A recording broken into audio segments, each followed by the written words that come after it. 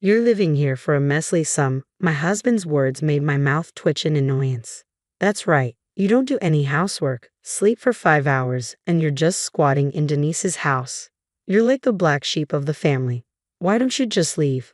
Black sheep, huh? Who's the real black sheep here? A subtle smile escaped my tightened lips at my mother-in-law's words. I just didn't care anymore. Is that so? Well, if you insist, I'll take my leave. That was the last time I saw my mother-in-law and husband. My name is Carlin Mavey. I'm 32 and work for a notable company in Boston. It's a pretty big firm. Work there earnestly for a decade and you'll find yourself in a respectable position with a decent income. 2 years ago, I married Dennis, who works for a similar-sized company. We lived in a newly built house. To everyone around us, it must have seemed like smooth sailing. I met Dennis, who's a year older than me, through a friend's introduction. My first impression was that he seemed sincere. He often talked about his mother, and I liked that he valued family. We didn't have a fiery romantic start, but we kind of started dating and then kind of got married. Even after marriage, we had no children because we both needed to continue working. We lived in a house too big for just the two of us, enjoying a comfortable newlywed life. Because we were both working, we often missed each other, but we made sure to value the time we spent together, and we had no financial problems. I thought we were doing well, until now. Unlike me, who had lived alone since starting college, Dennis lived with his parents until just before our marriage. Born and raised in Boston, both his college and current workplace were not far from his family home. I only knew his late father through photos. Dennis was still in high school when his father passed away. He probably didn't want to leave his mother alone. I met my mother-in-law for the first time at a dinner arranged for both families to meet. Dennis had told me his mother was about the same age as my own, but she looked much younger, a truly beautiful woman. Nice to meet you, Carlin. My son speaks so highly of you. Please take good care of him. My mother-in-law smiled warmly as she spoke. I couldn't sense any of the hardship she must have endured after losing her husband. Nice to meet you too, mother-in-law. I'm looking forward to becoming family, I replied, feeling relieved. I thought that this person and I might actually build a good family relationship together. Our home seemed to promise a fulfilling future, always filled with laughter and warmth. Both my parents and my mother-in-law were fully supportive of our marriage, and the preparations moved along surprisingly smoothly. We set the date for the wedding, and our house under construction was nearly complete. Before embarking on our married life, we made some decisions. We'd agreed we'd both work for a while, so we needed to pre-plan chores, taking care of mother-in-law, and financial matters. Firstly, chores would be handled by whoever was available at the time. Regarding my mother-in-law, she was still healthy and had my father-in-law's inheritance, so she wouldn't struggle financially. We decided it would be best if we lived separately. Up to this point, all was good. But then came the issue of money. I thought splitting all expenses, including the mortgage, would be fair. Dennis had different ideas. He proposed that I handle the mortgage payments while he took care of other living expenses. This gave me pause. I had heard of couples splitting everything or pooling resources, but Dennis's suggestion was unusual. The monthly mortgage alone was $2,700. I had thought from the beginning that this was too heavy a burden. The 3-story house was too big, even if we were to have children, and the large property, mostly chosen by Dennis, seemed daunting to manage. Looking back, I realized I had already made several wrong choices, but I wasn't thinking clearly at the time. I didn't want any financial disagreements before marriage, so I convinced myself to agree with Dennis's proposal. In addition to the mortgage, there were other costs like groceries, utility bills, and taxes. I had no idea how much I would regret that decision later on. Every month, we put all our payments into a joint account in Dennis's name. This included the mortgage, living expenses, travel costs, and future savings. The monthly withdrawals were hefty, but we were both high earners to begin with. Given our busy work schedules and limited time off, the joint account should have been continually growing.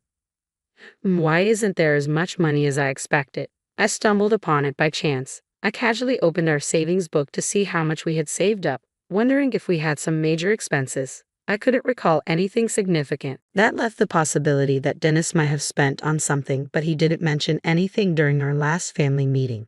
We both had busy work schedules. I left before Dennis woke up, and he came home after I'd gone to bed, so we often didn't get to talk much even though we lived together. To break through this disconnect, we started having regular family meetings. We discussed big financial decisions like how to spend our savings and future travel plans. We just had a family meeting a few days ago. Seeing our savings dwindle without hearing anything about it at the meeting was odd. Huh, I couldn't believe what I was seeing, I thought, scanning through the latest transactions.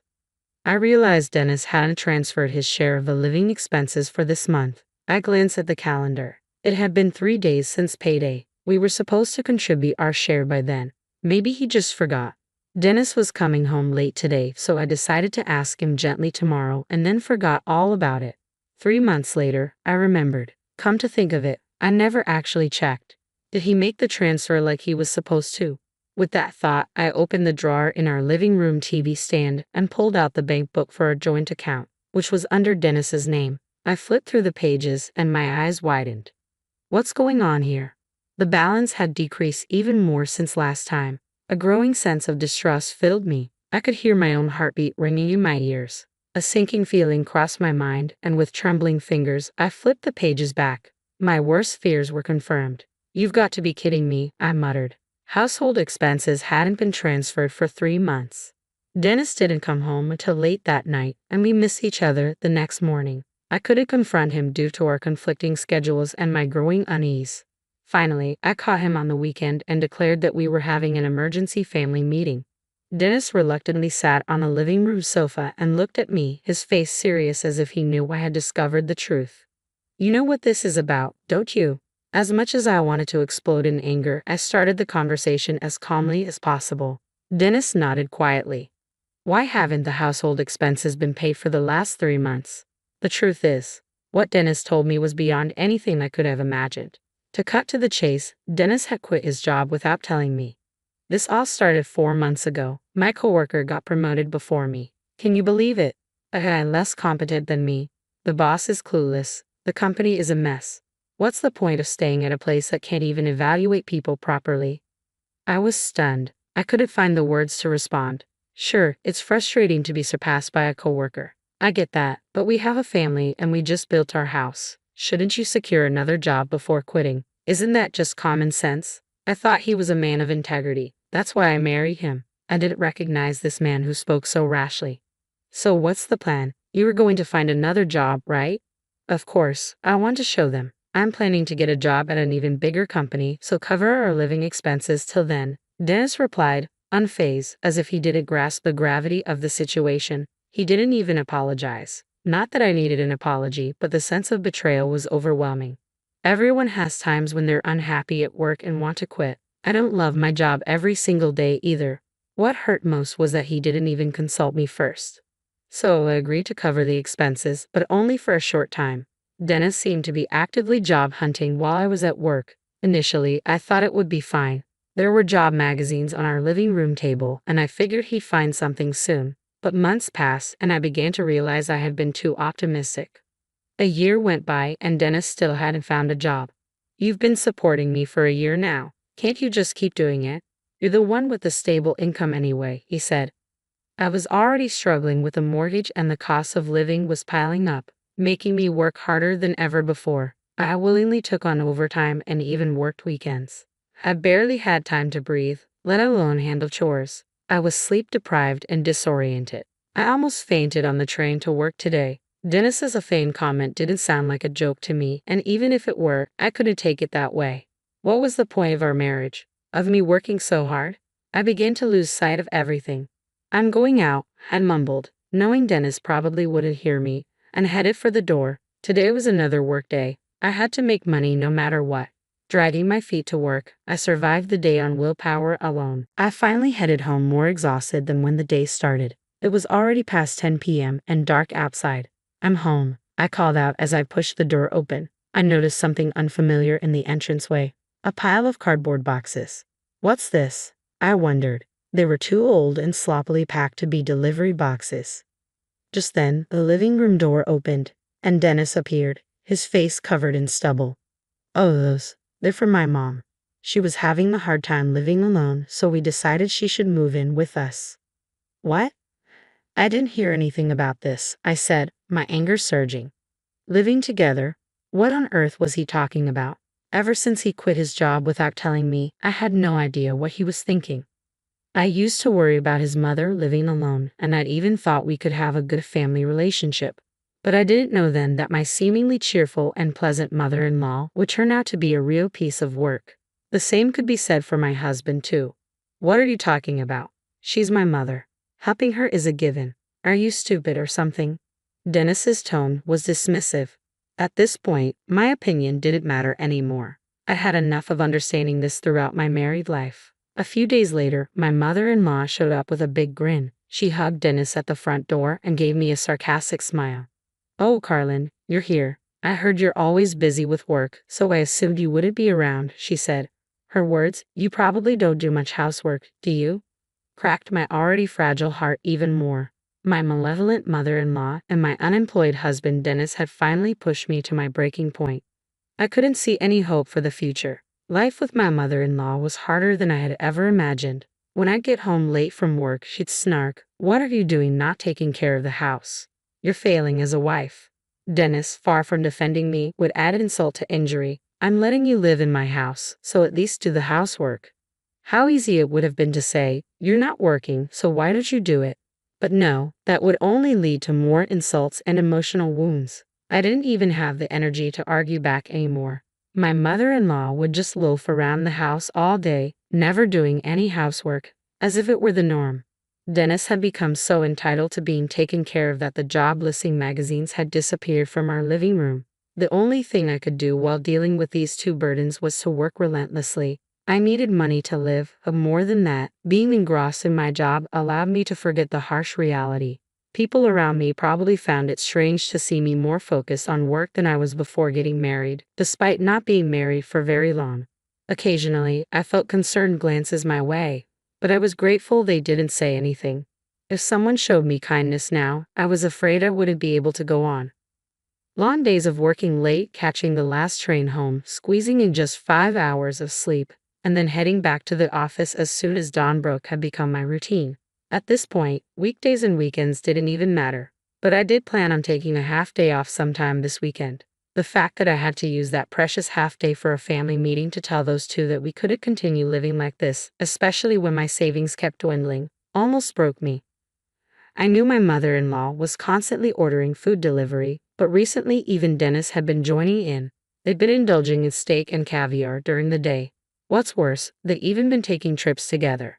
For now, they were just day trips, but it could escalate to international travel. I used to put extra money into our joint account, but after realizing how much they were spending, I now only transferred just enough to cover the monthly withdrawals. In other words, if they kept up the spending, payments would start falling behind, leading to a worst-case scenario.